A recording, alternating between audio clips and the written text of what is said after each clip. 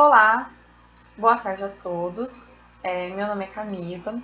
Primeiramente, eu gostaria de agradecer à organização do 8º Congresso Brasileiro de Neurovisão pelo convite de estar aqui hoje falando com vocês e também agradecer a presença, e a atenção de todos vocês durante esse momento que a gente vai falar, então, sobre pupilometria.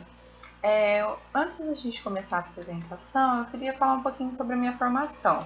Então, eu tenho graduação em Física pela Universidade Estadual Paulista, onde eu também fiz meu mestrado, só que meu mestrado foi em Engenharia Mecânica, já na parte de Bioengenharia.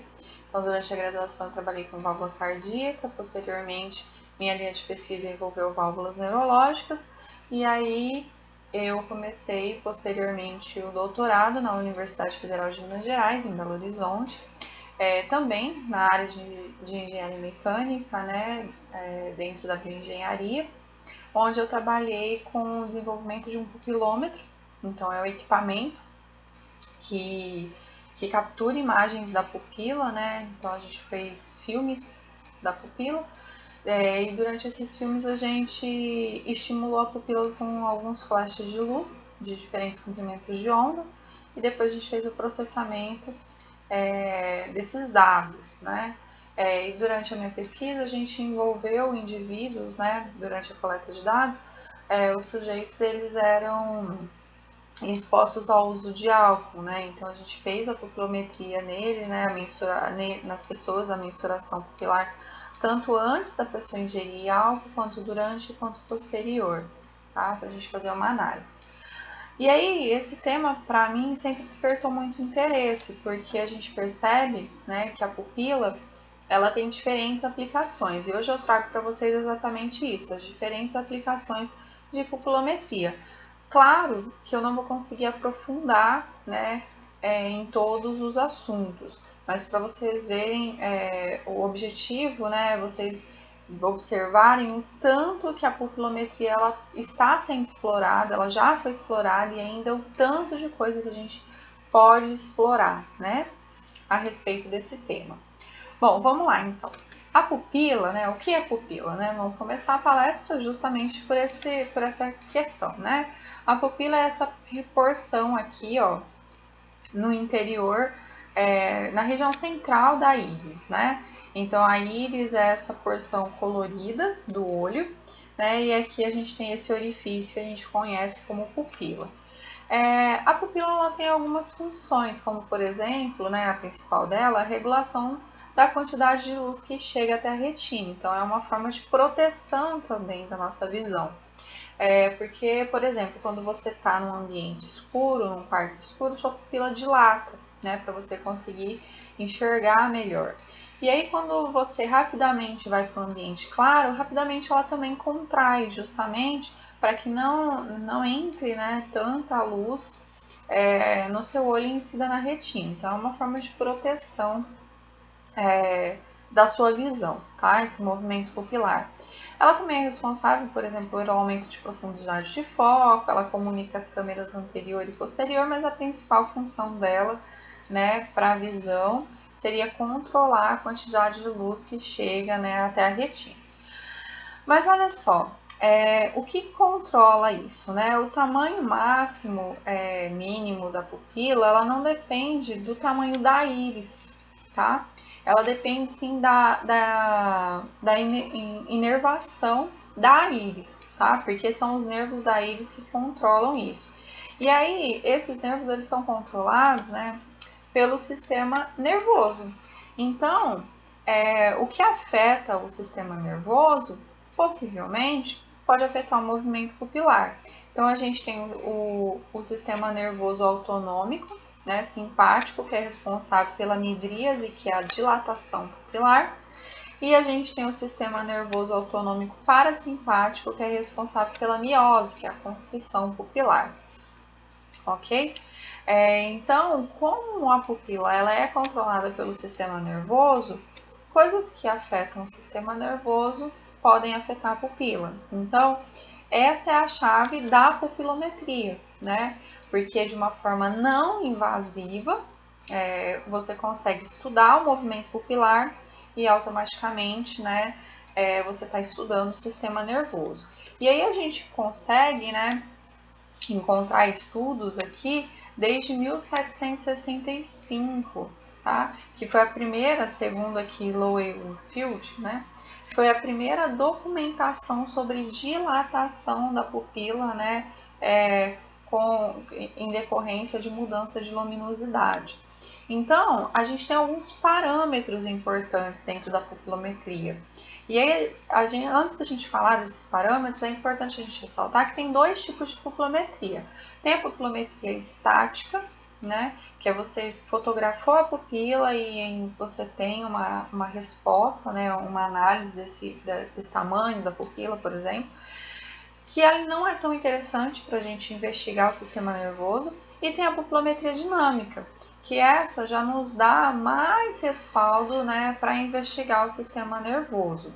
Justamente porque você vai filmar a pupila e você vai acompanhar o movimento dela, o comportamento dela durante um tempo. E aí você pode inserir, né, dependendo do seu objetivo, flashes de luz, né, nessa análise pupilar.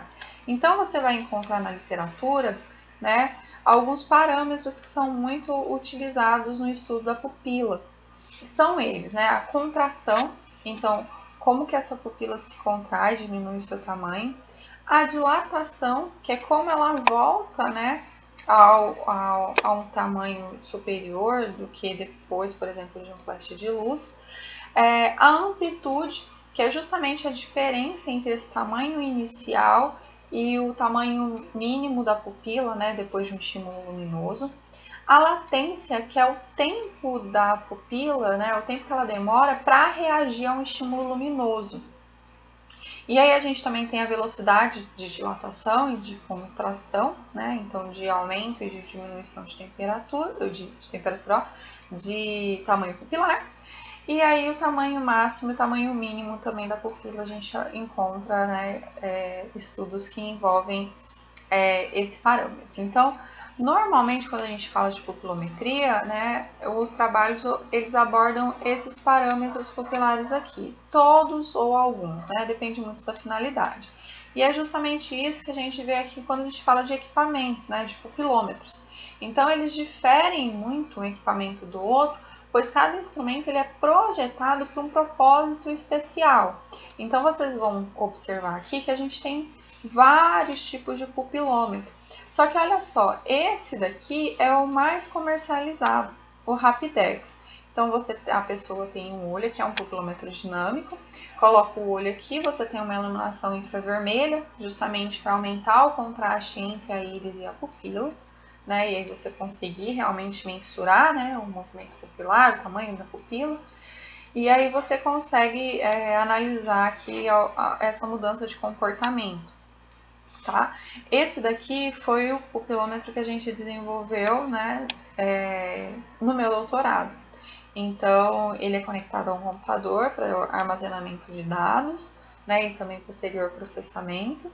E aqui a gente trabalhou com diferentes comprimentos de onda. Então, a gente trabalhou com infravermelho, né, para estímulo, para a gente ter o contraste da íris com a pupila, por exemplo, íris muito pigmentada, né, que são olhos castanhos, olhos muito escuros, é diferente de você observar a pupila. Então, com o infravermelho a gente consegue observar. E então a gente conseguir estimular, né, os olhos com diferentes comprimentos de onda. A gente utilizou, né, o vermelho, o verde e o azul.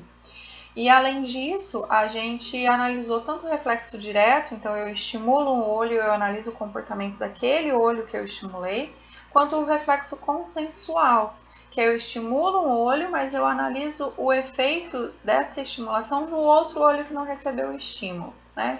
Então a gente analisou esses dois tipos de reflexo e a gente também comparou eles, tá? Mas antes da gente chegar lá no que a gente analisou, né? Eu vou falar de algumas aplicações da pupilometria, que é o tema da palestra. Então, olha só, a gente encontra na literatura trabalhos que relacionam a resposta da pupila em indivíduo ao realizar tarefas, né, a demandas cognitivas. Então, a gente tem aqui vários autores, né, que estudaram esse tema. Então você consegue observar aqui, ó, diferentes anos, né? Isso a gente tem muito mais na literatura. Eu peguei só alguns trabalhos. Então olha só, esse daqui, né, exemplificando, a gente tem aqui imagens, né, obtidas do trabalho de Avenzo e Schelin, tá, de 2006, que ele analisou tanto o diâmetro da pupila quanto a área, tá? Então aqui menor é diâmetro, aqui maior é a área, tá? Diante de algumas dificuldades. Ele, além disso, também comparou, né, sexos. Então ele comparou indivíduos do sexo feminino e do sexo masculino, tá? E aí a gente observa que quando a pessoa ela está realizando uma tarefa que precisa de mais atenção, de mais concentração, a pupila dela dilata mais do que para tarefas mais simples. Isso foi constatado também aqui por Pock em 1973, né, que a pupila ela reage, né, de uma forma diferente quando você tem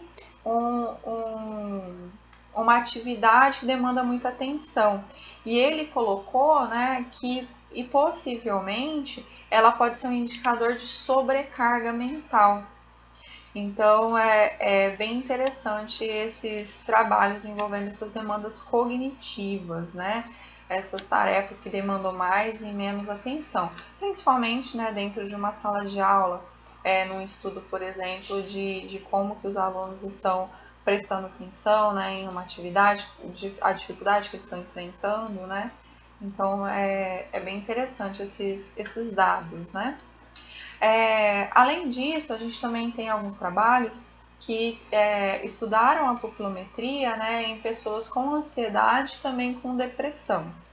Então, a gente tem aqui, por exemplo, Baques, né, que estudou pacientes ansiosos e eles tiveram, né, as amplitudes mais baixas, então o tamanho pupilar, né, pensando em amplitude, a diferença de tamanho máximo e mínimo, né, do que o grupo controle, que não tinha, né, não tinha diagnóstico de ansiedade. Outro trabalho aqui que a gente encontra na literatura fez, né, a abordagem de ansiedade, só que agora com estudantes universitários. E aí foi possível observar também uma diferença, né, do comportamento pupilar nessas situações. Então, foi constatado que a ansiedade está relacionada com o diâmetro da pupila, né? E principalmente com o diâmetro após a constrição, né? Então, após ela diminuir o seu tamanho. E aí a gente começa a observar que os trabalhos eles começam a corroborar com o outro, né?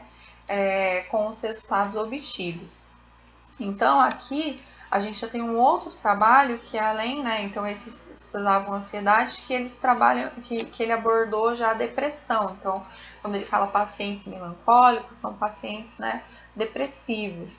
E aí, o parâmetro que diferenciou, né, que foi possível constatar, né, uma mudança do comportamento pupilar em pacientes com depressão, foi justamente uma menor latência, tá? Para a constrição pupilar. Então, assim, a latência é o tempo de resposta a um estímulo luminoso, né? Então, pacientes com depressão, eles tiveram uma menor latência, uma menor demora, né, para a pupila reagir diante de um estímulo luminoso. E aí, por fim, a gente tem esses dois trabalhos aqui que também, né, trabalharam, né, abordaram indivíduos com depressão, que analisaram, né, as respostas pupilares e eles perceberam que realmente, né, indivíduos com depressão apresentam uma resposta pupilar diferenciada, né? Então, é possível observar, né, a gente precisa de um estudo mais detalhado para a gente, por exemplo, futuramente conseguir diagnosticar a ansiedade, né, a depressão justamente por meio da pupilometria. A gente ainda não tem esse método definido, mas é um marcador fisiológico, né, que apresenta realmente uma diferença. E aí, uma outra aplicação de pupilometria é a biometria. O que seria a biometria, né? Ela é uma medida de vida. Então, quando você, por exemplo, utiliza a sua digital, né, para identificação, por exemplo, para você entrar numa sala, né, naqueles sistemas biométricos que utilizam justamente, né, a sua identificação utilizando normalmente o polegar. Então, você tem a sua digital com um marcador biométrico, né? Que você consegue, que você tem aquilo. E a pupila, né? Ela também é uma forma que é possível identificar que você é você através dela, né? Porque você não consegue controlar o seu movimento pupilar, né? Você não fala pupila dilata, pupila contrai. É algo involuntário, né? Que o seu organismo não controla. Então é mais difícil de burlar o sistema utilizando, né, a pupilometria do que, por exemplo, a digital, que a gente já escutou, né, algumas reportagens de situações que é possível, né, você burlar o sistema utilizando o digital de outra pessoa. Mas como a pupila, né, ela reage de diferentes formas a diferentes comprimentos de onda, então ao azul ela reage de um jeito, ao vermelho ela reage de outro, ao verde ela reage de outro, né? Ao comprimento branco ela reage de outro. Isso é uma característica que vai ser só sua, né? E é difícil você conseguir adulterar isso. Então, esse ramo da biometria está sendo muito, muito explorado mesmo com a pupilometria, justamente por isso, pela segurança que é muito maior, né? Então, é possível, né, você identificar um sujeito através da pupilometria.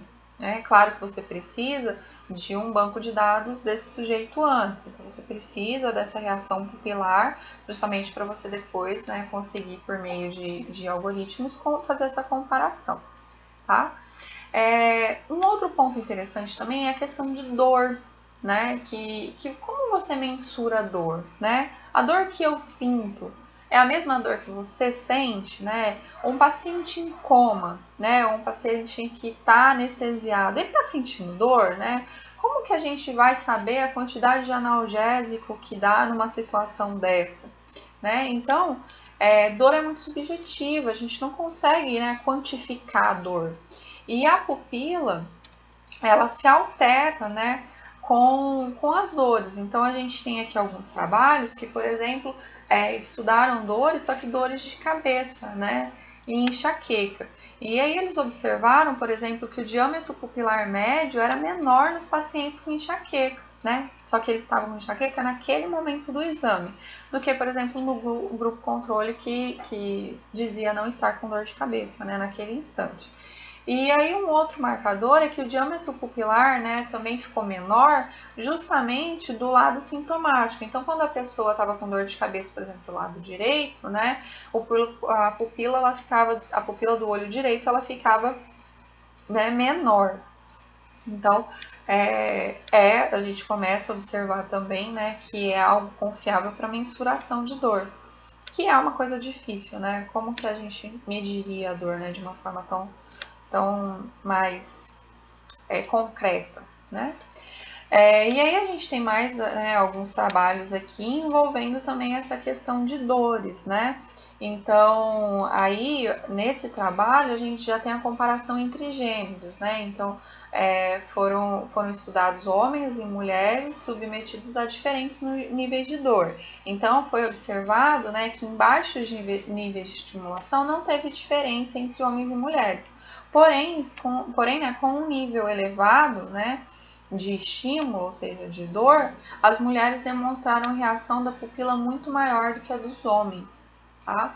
Então, também, né, a gente começa a observar que existe, então, uma diferença nessa questão de como o cérebro, né, de como o sistema nervoso reage a diferentes níveis de dor. E aí, a gente tem trabalhos também envolvendo drogas, né, porque hoje, por exemplo, você pode tá bêbado e aí você dirigir e aí o policial te parar, você faz o bafômetro e aí é constatado que você não está em condições de dirigir. Mas, por exemplo, se você tivesse usado drogas, né? como que você teria um exame rápido, não invasivo, para falar, olha, você não está em condições de dirigir porque você usou drogas, né? Então a pupilometria, ela também explora essa área, né? Que é possível você observar, detectar, né, drogas no organismo da pessoa por meio da pupila, justamente porque as drogas, elas influenciam no sistema nervoso e como a pupila é controlada pelo sistema nervoso, automaticamente, né, vai acontecer uma mudança do comportamento pupilar.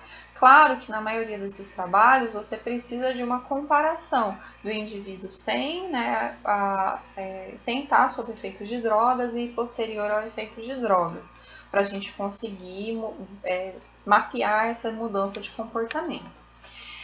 E aí ainda, né, nesse campo de drogas, a gente tem o álcool, que é uma droga lícita, né? Que também é explorado, né, na pupilometria. Então a gente percebe que esse tema é explorado, né, desde muito tempo atrás. Então aqui a gente tem um trabalho desde a década de 80. E aí, no meu trabalho de doutorado, a gente analisou esses parâmetros pupilares, né? Então a gente desenvolveu o pupilômetro e a gente fez os testes, né? E aí o indivíduo, então a gente tinha antes dele, o padrão dele antes dele ingerir, né, o padrão pupilar dele antes dele ingerir álcool, então ele estava sóbrio, e aí durante a ingestão de álcool e depois da ingestão de álcool. Então a gente teve esses 3 momentos de coleta de dados para análise do movimento pupilar. E aí a gente analisou esses parâmetros aqui, tá? E como que eles mudavam, né, e se eles mudavam, de acordo com a ingestão de álcool. Alguns, né, por exemplo, a frequência de oscilação pupilar, a pupila ela sempre tem uma frequência de oscilação, que é cerca de 2% do tamanho né, que a gente chama de hipos, essa oscilação. E a gente percebeu que não teve uma mudança significativa, né? Mas, por exemplo, outros parâmetros, né, mudaram bastante. E alguns parâmetros mudaram de uma forma que a gente não conseguiu explicar, né, e obter um padrão. Como, por exemplo, o tamanho das pupilas no período de acomodação. Houve mudança, mas para alguns indivíduos ficou maior e para alguns menor. Isso mesmo a gente comparando indivíduos que naquele instante estavam com o mesmo, né, quantidade de álcool no sangue e também, por exemplo, no bafômetro estava com o mesmo valor, né? E mesmo assim, a gente não conseguiu achar um padrão para esse parâmetro. Porém, né, para alguns outros, a gente conseguiu um parâmetro bem evidente em todos os sujeitos que participaram do teste. Então aqui a gente tem, por exemplo, o teste 1, que era realizado antes da ingestão de álcool, o teste 2, durante a ingestão de álcool, né? E o teste 3 após toda a ingestão de álcool. E aí você vai observando, aqui a gente tem a curva do olho direito, em vermelho, e a do olho esquerdo. Então, cada parte dessa aqui a gente tem um flash de luz disparado, então por isso que a pupila contraía. Então a gente tem aqui o tempo, né, no eixo X e aqui o tamanho pupilar no eixo Y, né, a área pupilar. E aí, cada aqui a gente tem um flash e a gente foi observando o comportamento. Então, a pupila ela tinha, né, um decaimento aqui no tamanho padrão em todos os indivíduos. E esse padrão aqui também foi presente em todos os sujeitos que participaram dos testes. Que a diferença da pupila, né, de um olho para o outro, ela ia aumentando, né? Então, a diferença do tamanho da pupila do olho direito para o olho esquerdo da pessoa, conforme ela ia ingerindo álcool, ia aumentando. Né? E coisa que quando a pessoa não bebe, não ingeriu ainda álcool, é muito próximo, né? O tamanho de uma pupila da outra. Só que isso daqui ficou muito evidente, né? Que conforme ela ia ingerindo álcool, isso daí ia mudando, né? Então esse foi o marcador que a gente mais destacou, né? Porque ele foi padrão em todos os sujeitos do nosso teste. Então a gente consegue observar também que é uma área muito possível da pupilometria atuar. Porque olha só, a gente poderia então utilizar um pupilômetro para deixar o trânsito mais seguro, porque você conseguiria verificar se a pessoa, né, está com o sistema nervoso dela ok para ela executar a tarefa de dirigir ou não. E não só sob efeito do álcool, né, mas se ela estiver sob efeito de sono, se ela estiver sob efeito de drogas, tudo isso o pupilômetro ele consegue, né, evidenciar. Desde que você tenha, né, pelo menos até o momento, né, futuramente talvez a gente já consiga algo mais preciso, mas hoje a gente precisa, né, justamente ter um padrão da pessoa, né, o padrão normal dela, para então a gente observar se houve uma mudança, né, desse padrão e aí conseguir constatar se ela está sob efeito de álcool, né, de drogas, enfim. Mas ainda não tem como a gente falar assim, olha, você não está apto a dirigir. Por quê? Porque você ingeriu tal drogas, ou porque você ingeriu tal álcool, né? Ou tanto de álcool. Isso a gente não consegue. A gente só consegue com a pupilometria atualmente, né? Falar se a pessoa está ou não no seu estado normal, né? Se ela está apta a executar aquela atividade. E a gente percebe que a pupilometria ela está caminhando assim em diversas áreas, né? Então, além de todas as aplicações que eu citei nessa palestra, a gente tem aqui várias outras aplicações. Então, em Alzheimer, em Parkinson, né? Envolvendo medo, envolvendo autismo, envolvendo sono. Então, é uma área que ainda é muito explorada e ainda tem muito a ser explorada, ok? Aqui as referências, né, utilizadas durante a apresentação. E eu agradeço a atenção de todas. Muito obrigada. Espero que vocês tenham gostado da apresentação. E eu deixo aqui o meu e-mail para contato, ok? Obrigada.